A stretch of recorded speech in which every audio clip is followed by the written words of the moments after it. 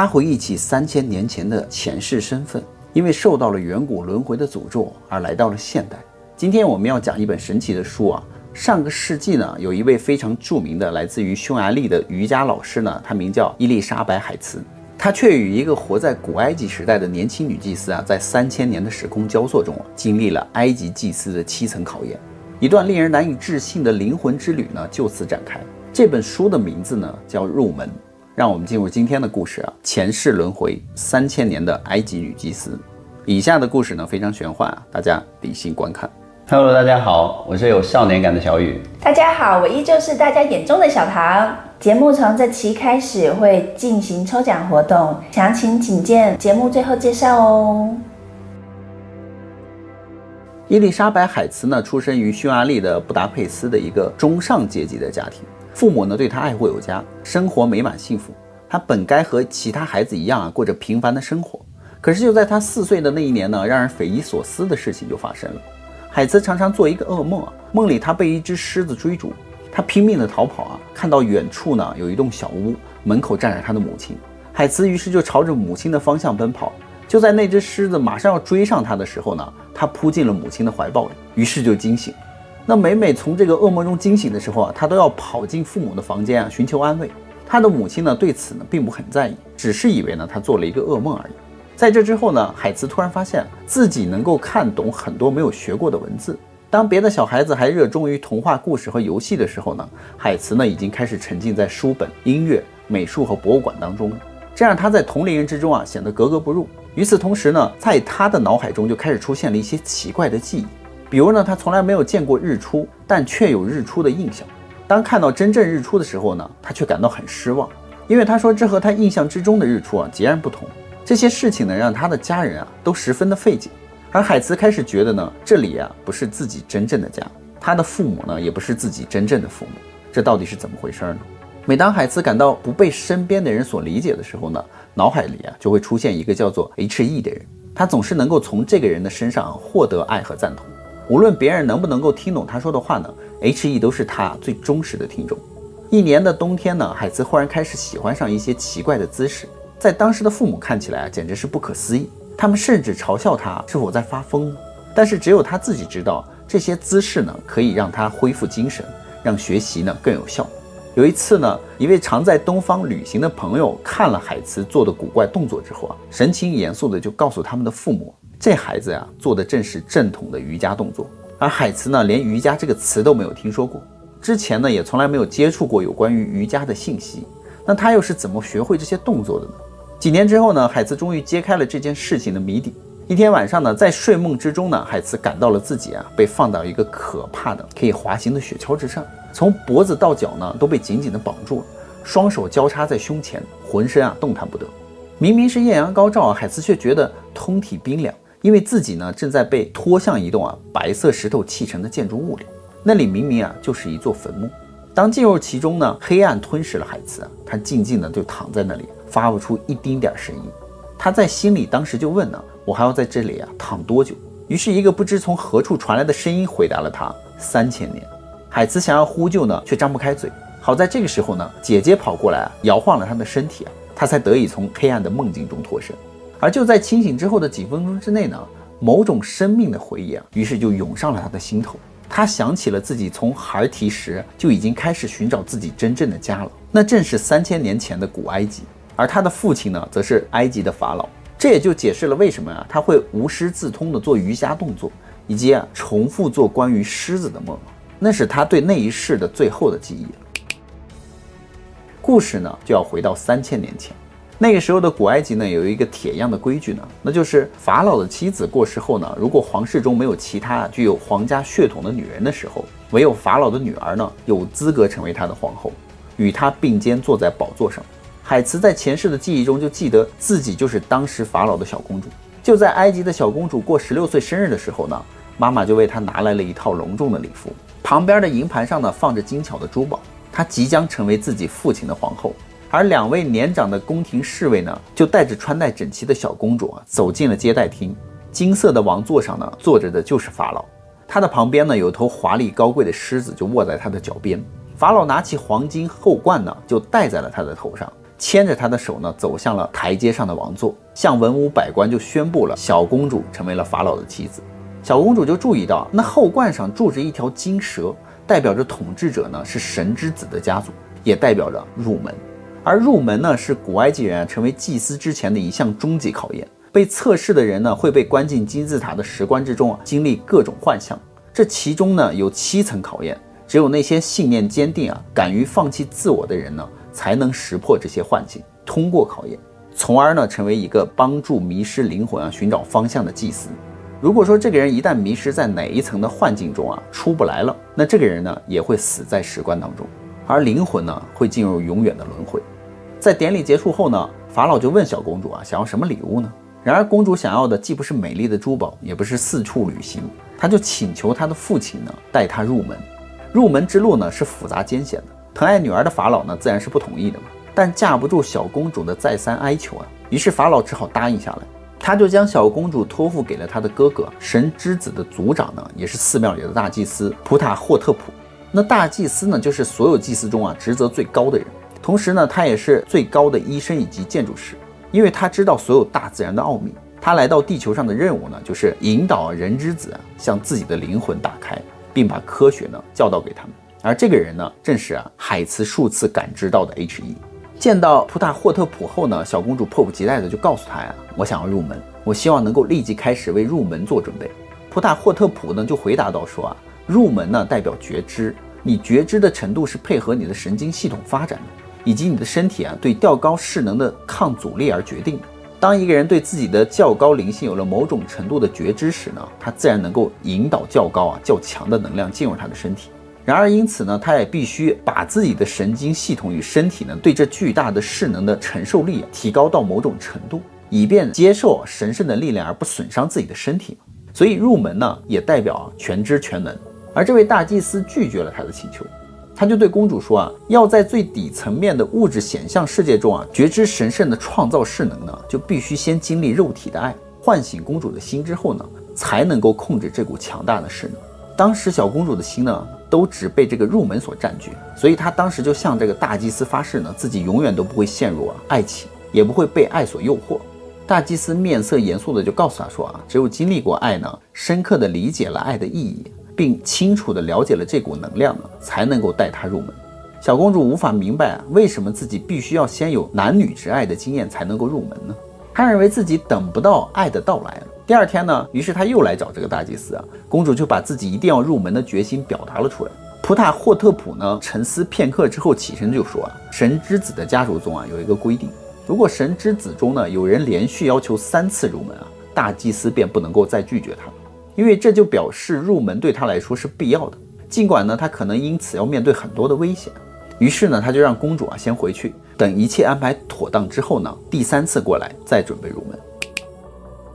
在这之后呢，小公主便在寺庙中开始了入门的训练。入门的意思呢，就是觉知较高层面的神性意识。要做到这一点呢，就要在身心灵上进行长时间的训练。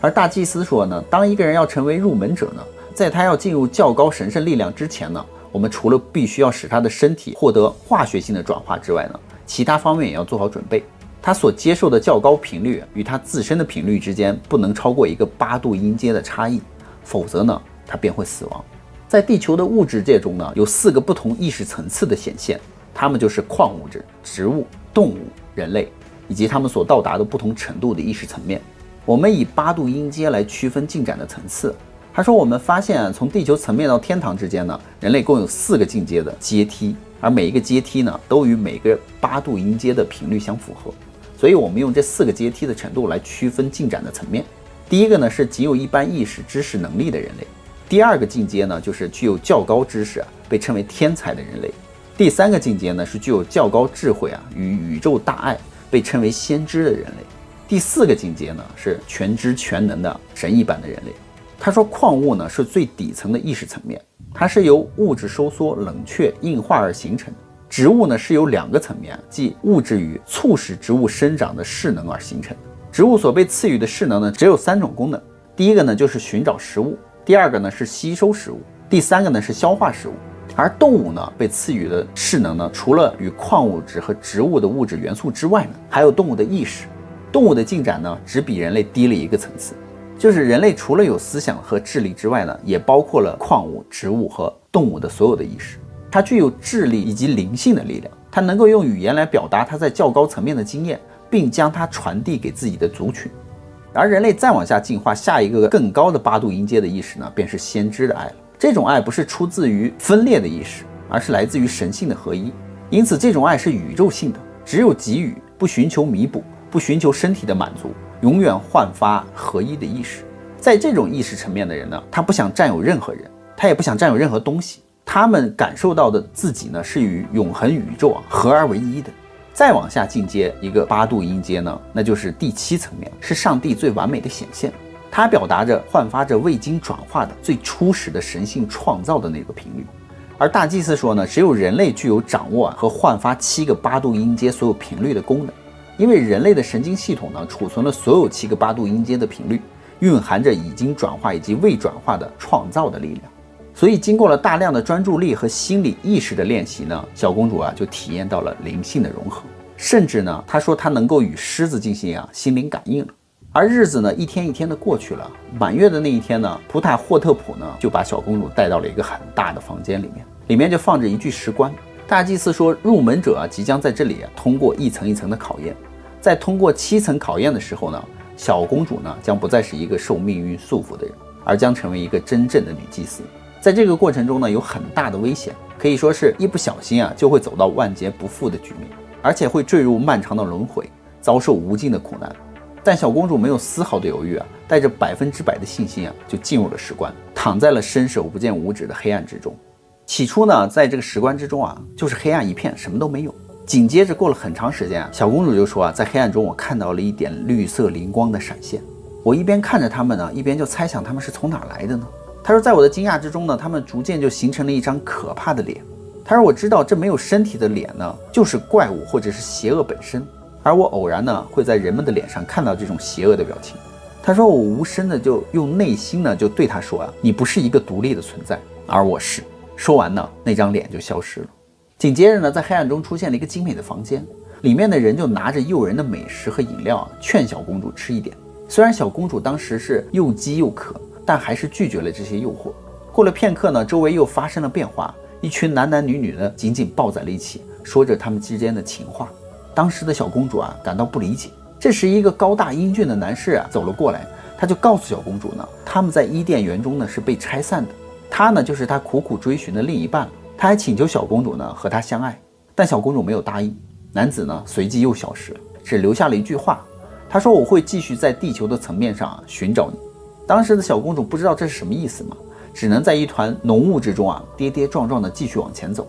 不久之后呢，她就听到了自己的声音只是那声音变得很苍老疲惫，一遍一遍的就问着你有没有看到我的孩子呢？而且还重复了好几遍。浓雾消散之后呢，小公主非常高兴因为她觉得她越过了前面几层，可以继续探索。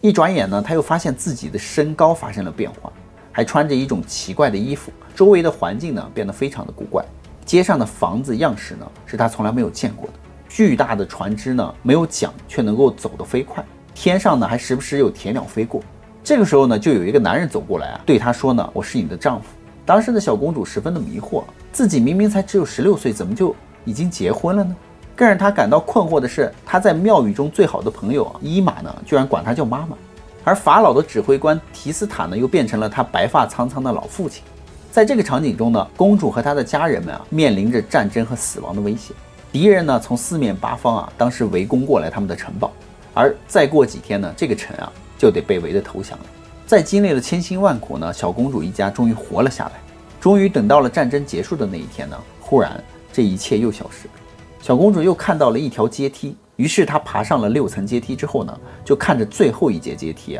一筹莫展。因为最后一节阶梯呢和她一样高，她不知道该如何爬上去。这个时候她惊讶的就发现一个与她相似的存在也上到了第6节阶梯。这个人就祈求公主呢帮她的忙，让她可以上到第7节阶梯。他了解了她那种极端的渴望呢，便忘了自己也是那么渴望上去。于是小公主就试着帮她，然而在她忘掉了自己的欲望的时候呢，却发现自己已经站上了第7节阶梯了。而刚才出现的那个人呢，也不留痕迹的消失了。他是来帮助她放下最后一个自我的幻象。于是呢，小公主终于登上了那最后的阶梯。紧接着呢，她就看到了大祭司普塔霍普特那双深邃的蓝色眼睛。普塔霍普特呢，于是将小公主扶了起来并告诉她，你已经通过了整个考验，现在呢，已经可以成为一个合格的女祭司了。在这7个考验当中呢，大祭司告诉她，第1阶梯通往第2阶梯呢，是克服身体的欲望；第2阶梯跨上第3阶梯呢，是要克服自己的感觉；第3阶梯跨上第4阶梯呢，面对的是自己的凝视；跨上第5阶梯呢，他就感觉到自己的身体消失了。他说，我们是开始穿越物质层面的束缚，进入灵魂层面的旅程。跨上了第6阶梯呢，是来自于他对众生的爱。这种慈悲心所产生的大爱呢，也就是帮助他提升的力量。爬上最后的阶梯的考验呢，便是放下自我的私欲。于是最后呢，小公主终于就戴上了入门者的标志呢，一顶金冠，开始留在了庙宇中履行女祭司的职责。女祭司的能力不同，分配的任务也有不同。有的呢是帮助男青的男女理解爱的含义，有的呢是教导同样即将入门的神之子。而有一天，在一个外国使臣的大型接待会上呢，他居然遇到了一个长相帅气一头红发的外国人。没有想到，他随着父亲接见了这个外国客人的时候竟然感到浑身的不自在，心脏当时也砰砰乱跳。当这个人开口说话的时候呢，小公主大吃一惊他的声音居然和入门梦境中他遇到了那个男子的声音一模一样。公主与这个红发男子开始了交流，可是这个男子十分傲慢，对于公主所展现的学识呢，没有表现出半点的惊讶，而且他的思维模式不同，因为埃及的每个人都把公主看成是至高无上的女神，只有他呢不以为然。随之呢，他的脑海呢就被这个与众不同的这个红发男人所占据了，连看到狮子和毛发的时候都会想起他。没过多久呢，这个国外访客就要启程回到自己的国家了。临走之前呢，男子就跑来告诉公主说，其实他对她呢从来都不曾有过优越感，他的傲慢只是一种自我保护，他不想放下男性的尊严对她投降。实际上他说，他看到公主的第一眼呢就已经喜欢上她。经过这段时间的相处呢，自己已经成为了她的奴隶。在一个炙热的吻当中他就意识到自己同样也爱上了这个男人。他已然已经忘记了自己曾经发下的誓言，那就是永远都不会陷入爱情，也不会被爱所诱惑。结果呢，因为公主呢背叛了誓言，所以她的灵力也随之消失了。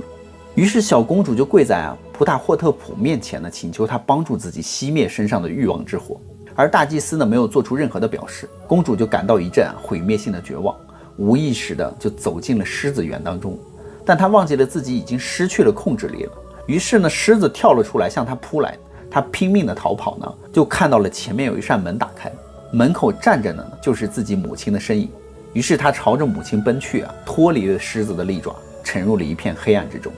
当她再次醒来的时候她就看到自己的身体仍旧躺在石棺之中，而是被涂了一层防腐剂。普塔霍特普呢和他的助理就站在石棺边呢，忧伤的看着他。在一段长时间的昏睡后呢，他就发现自己被绑得紧紧的躺在一个雪橇之上，有奴隶就拉着他进入了一栋白色的石头的建筑物当中。无法形容的恐惧呢当时包围了他，他知道自己来到了死亡之城。于是公主呼唤着普塔霍特普，我要在这里待多久呢？而普塔霍特普的声音就告诉他说3000年。